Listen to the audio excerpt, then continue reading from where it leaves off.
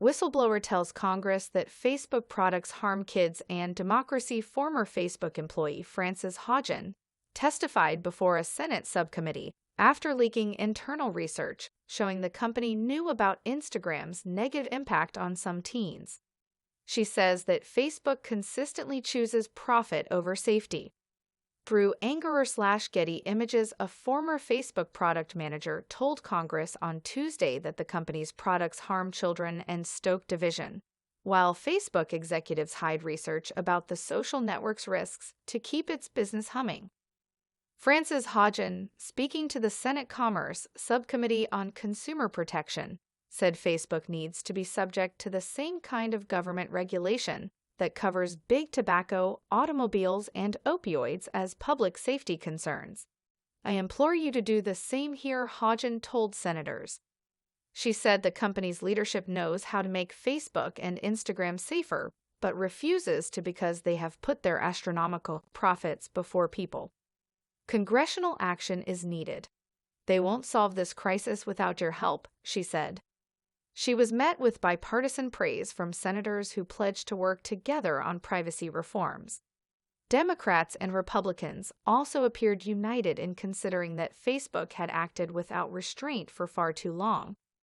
These documents that you have revealed provided this company with a blueprint for reform, specific recommendations that could have made Facebook and Instagram safe, said Sen. Richard Blumenthal, D-Con, the subcommittee chair.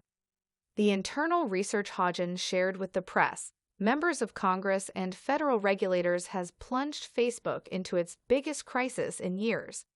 She leaked a trove of internal research and communications showing the company was aware of the ills of its platforms, including the toxic risks of Instagram to some teenage girls' mental health and the prevalence of drug cartels and human traffickers on its apps.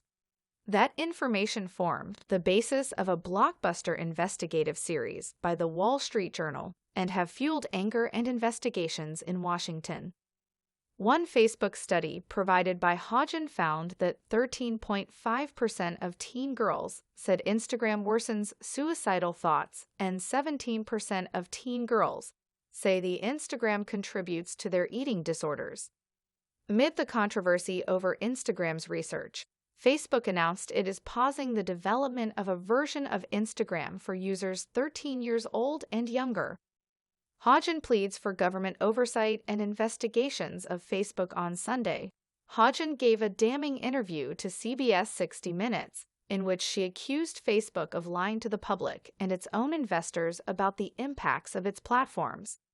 Her lawyer says she has filed at least 8 complaints with the Securities and Exchange Commission, alleging Facebook misled its shareholders with its public statements about problems, including the prevalence of hate speech, how the social network was used leading up to and during the Jan 6 riot at the U.S. Capitol, and how its algorithms amplify misinformation.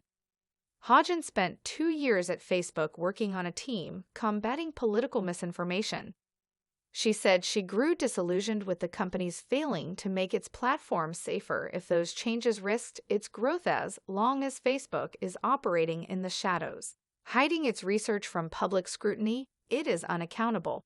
Until the incentives change, Facebook will not change. Left alone, Facebook will continue to make choices that go against the common good, Hodgen testified on Tuesday. Facebook disputes Hodgen's accusations.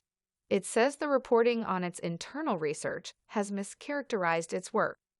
On Monday, Neil Potts, Facebook's vice president of trust and safety policy, told NPR All Things Considered that he would categorically deny Hodgen's claim that Facebook profits from promoting polarizing and emotionally inflammatory content. I think that accusation is just a bit unfounded,